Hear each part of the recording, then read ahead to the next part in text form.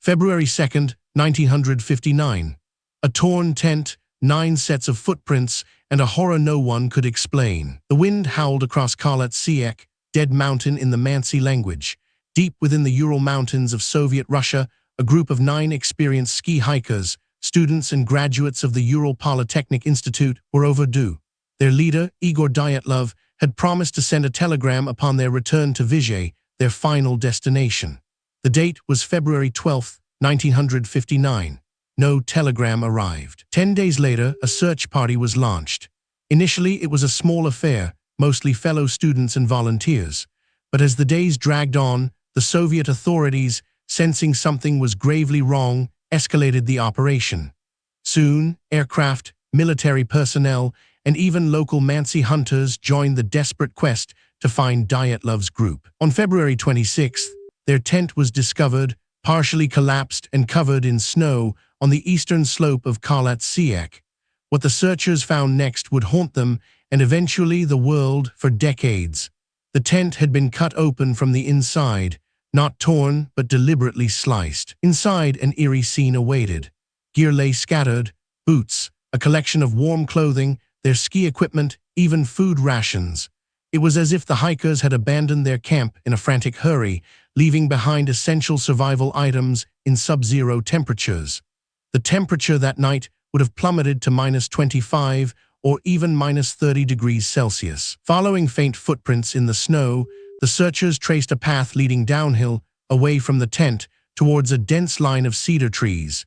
These footprints, 9 pairs in total, indicated that some were barefoot, others wearing only socks, and a few with a single boot. It was an inexplicable dash into the unforgiving cold. Roughly 1.5 kilometers from the tent, beneath a large cedar, they found the first 2 bodies, Yuri Krivonishenko and Yuri Doroshenko.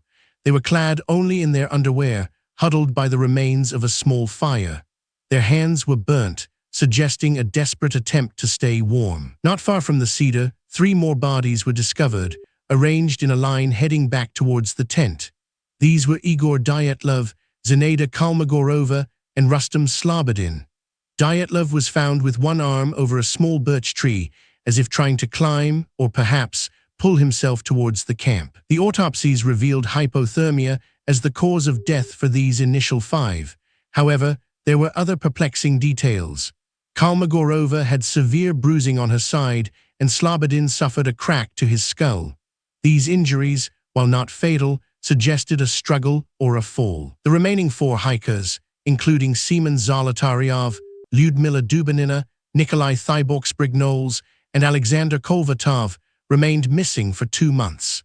Their discovery in May, buried beneath 4 meters of snow in a ravine, would deepen the mystery to an almost unbearable degree. These 4 presented injuries far more gruesome than their companions. Thyborgsbrignoles had a fractured skull. Kolvatov had multiple skull fractures and a severely disfigured face. Zolotaryov and Dubinina were found with devastating chest trauma, described as force comparable to a car crash. Even more unsettling, Dubinina was missing her tongue, eyes, and parts of her face, and Zolotaryov was missing his eyeballs. The official report stated these were likely the result of decomposition and scavenging animals in the spring thaw, but the specific, almost surgical nature of the missing parts raised immediate questions. One of the most enduring puzzles was the clothing. Some of the later discovered bodies were wearing items belonging to their deceased companions. Dubinina was wearing Krivonishenko's trousers and hat. Zolotaryov was wearing Dubinina's faux fur coat. This swapping of clothes suggested a frantic attempt to survive in the brutal cold. Perhaps the most baffling detail was the discovery of elevated levels of radiation on some of the clothing. While Soviet authorities dismissed this as insignificant, it fueled theories of secret military tests or some unknown radioactive encounter. What could have caused such a phenomenon? The official Soviet investigation concluded simply that a compelling natural force had caused the deaths.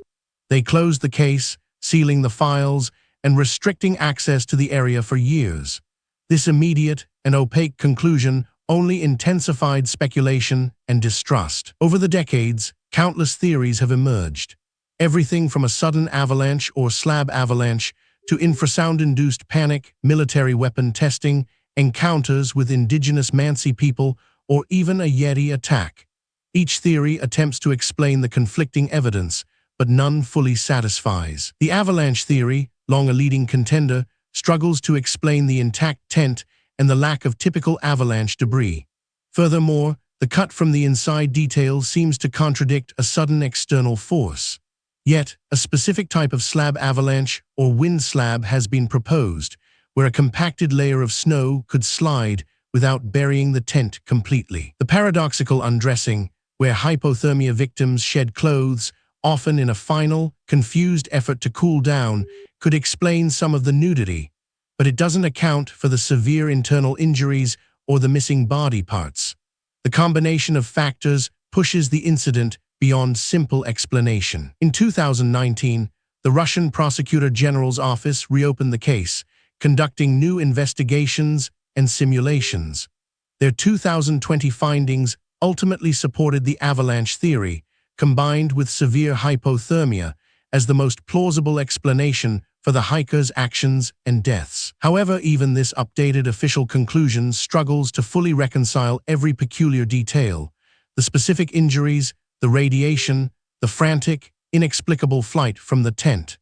The Dyatlov Pass incident remains a chilling testament to the unforgiving power of nature, and perhaps to the things we still don't understand about the edge of human endurance. What other remote corners of history hold secrets waiting to be unearthed?